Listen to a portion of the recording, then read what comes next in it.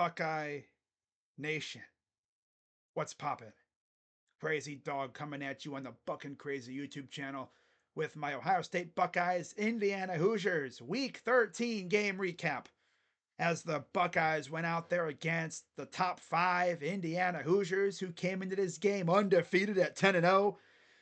Well, they're leaving the shoe with a big fat L because Ohio State went out there and they took care of business again, just like they've always done against the Hoosiers, as this is now their 29th consecutive victory over the Hoosiers.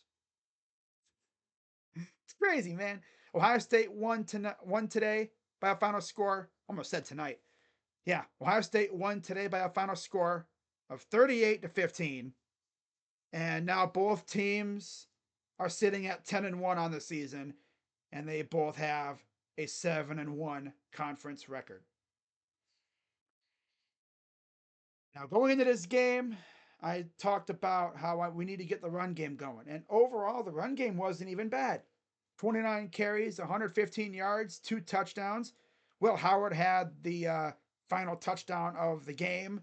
Although I thought Travion was going to run it in himself again, but he slid down at the 1, and Will Howard just punched it in himself. Like, okay, that's cool, you know. Now, speaking of Will Howard, he went 22 of 26 for 201 yards, 2 touchdowns, and 1 interception. That really wasn't his fault because Jelani Thurman decided to once again play bobble ball with it, and it ended up in the defender's hands. So, yeah, not going to blame Will for that. But other than that, Will Howard was pretty damn good today. Yep. Now, his receivers, overall, pretty good stuff. Emeka Egbuka, 7 for 80 and a touchdown. Carnell Tate, 4 for 68. Jeremiah Smith with a rare quiet game. 3 receptions, 34 yards. Quinshawn Judkins had 2 for 7. G. Scott had 2 catches for 6 yards. Travion had 3 for 5. And Jelani Thurman got his redemption after the interception with a touchdown in the back of the end zone. That was his only catch and only 1 yard, but still, it's a touchdown. That's cool. Now, what really impressed me about this game, and we've criticized Buckeye D-line for their lack of pressure, right? If you watch my streams on the main channel, you know I'd be going after those guys for their lack of a pass rush bag, right? They don't really have no moves. It's all pure power speed rush. Well, they got 5 sacks. That's the solid O-line. 2.5 from Cody Simon, who's a linebacker. It's sad that our linebackers are getting more pass rush than our edge rushers. Now Jack Sawyer, he had a sack and a half. And then JT had a sack. So, yeah, good stuff from those guys. Like, there was times where we had like 2 or 3 dudes in the backfield at once getting after the quarterback. It was beautiful. And on one of those sacks by Simon, I believe there was a strip sack, a little sack fumble action. Yeah. And how about this? For the first time in 10 years, literally 10 years, yesterday, November 22nd, 2014, was the last time the Buckeyes had a punt return touchdown. Until today. Caleb Downs, you know, the dude we paid big money in NIL to get over here, where he should have been all together, right? Dude, Jackson Dart is absolutely stupid. He just threw another interception. That's game now. This dude's a loser. Lane Kiffin, what happened? How do you lose to Florida? Sunbelt Billy beat Lane Kiffin. Wow, that's tough. We'll see what happens with Ole Miss in terms of the college football rankings and stuff. We'll see how the committee treats them, right? Are they going to baby them, or are they going to drop them like, one of them pianos that you see in the cartoons? Or like, are they going to drop them like one of those like dead weight? Yeah, there you go. I'm trying to think of the perfect way to say it without getting too crazy with it. But Caleb Downs had the Buckeyes' first punt return touchdown in over 10 years. Ironically, that last one with Jalen Marshall happened against Indiana. And that year, of course, Ohio State went on to win the national title. Does it happen again? It could. It's going to be a lot tougher this time around because 12-team playoff. And how funny is that, too? That happened in 2014, the first year of the first iteration of the CFP playoff, 4-team. This one happens the year we have a 12-team playoff. Does history repeat itself? I mean, that'd be fun. Just saying. But yeah, I mean, overall, all three sides had a great game. It was 7-0 Indiana at the beginning.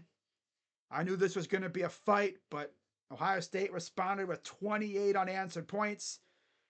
And then, of course, at the end, Indiana had to get a nice little charity touchdown. They had to leave here with something. Now, because Ohio State can be insanely petty sometimes, they went right down the field and scored. And I thought Travion was going to punch it in, but no, he decided to slide. And Will Howard's like, nah, I'm gonna punch this thing in. I'm going to be petty with it. So, good stuff from the Buckeyes. Now, getting to my post-game observations. Number one, Will Howard was carving him up. For a little while there, he hadn't missed. His only real true incompletions were a ball that went off of Jeremiah's hand in the end zone. Then, of course, the interception. Those were really the only two for a while. He was carving them up like a damn holiday ham. Love to see it. Number two, D-line was getting after it. Even when they weren't getting sacks, they were getting pressure on Rourke, which was one of my keys to victory. Get pressure on him. Force mistakes. Number three, Caleb Downs' punt return touchdown. Again, first time in 10 years. And then, top 5 win, number 2. Yeah, that's big for the committee. And then, one more game to go. And of course, it's against the team up north next week. And then it's, hopefully, we take care of business there. And then it's on to the Big Ten title game for a rematch against Oregon. So, big win for the Buckeyes, and we humbled them damn Hoosiers because their fans were talking reckless. Like they actually had a chance. Nah, we still daddy over here. Yeah. Who's your daddy? No, we daddy. We your daddy, boy. You're our property. 29 straight wins for the Buckeyes over the Hoosiers. Although Fox said it was already 29, so it might be 30. I mean, if you count the vacated win, that would be 30, right? Yeah. That would be 30 if you count the vacated win from 2010. But still, they cannot beat us. Will they ever beat us again? I don't even know, honestly. Yeah, Kurt Signetti. I know your little phrase was Google me. Well, Google us. We win a lot. Oh, that's tough. Indiana fans are down bad right now because they were all acting, oh, look at us. We're a big bad Indiana. Yeah. They walk into the shoe and get their freaking backs beat. They get their faces kicked in. They get the belt. Like, who do you think you are, boy? Huh? Talking up to your superiors like that. Who do you think we are, huh? Now, Indiana fans are going to come back. You paid for your rescue. But isn't that what you're supposed to do? That's how NIL works, right? You pay for players, pretty much. Pretty much the way it is, right? It's the way it is now. $20 million for a roster. The team up north literally just paid double-digit $1 million, at least 10 plus million, for one kid who hasn't even taken a snap in college yet. Yeah, people come at us for paying $20 million for a roster. That's for a roster. The team up north just did what we did pretty much for one player. And again, he hasn't even taken a snap of college ball yet. Damn, he hasn't even stepped foot in college yet. At least we were paying for players who essentially have been playing college ball, right? Oh well. So big win here. Getting to my MVP or MVPs, Will Howard on offense. My dude was pretty good with the ball. You know, except for that interception, which again really wasn't all on him. Tight end has to catch the ball there. Other than that, I mean, he was rock solid. He was amazing. And then defensively, Cody Simon and Jack Sawyer. They were getting after Rourke out there and making life very difficult for him, which is great. Now, one more thing. Davison Igbinosun, or as I'm going to call him from now on, Davison I grab a son, because all that dude does is grab, grab, grab, grab, grab. If I'm Coach Walton, I'm putting oven mitts on that dude during practice. He had 3 more DPI calls on him. One of them resulted in a touchdown. Like right afterwards. Dude has to, 1, look back for the ball, and 2, stop grabbing. You want to keep grabbing, you can grab that spot on the bench and stay there.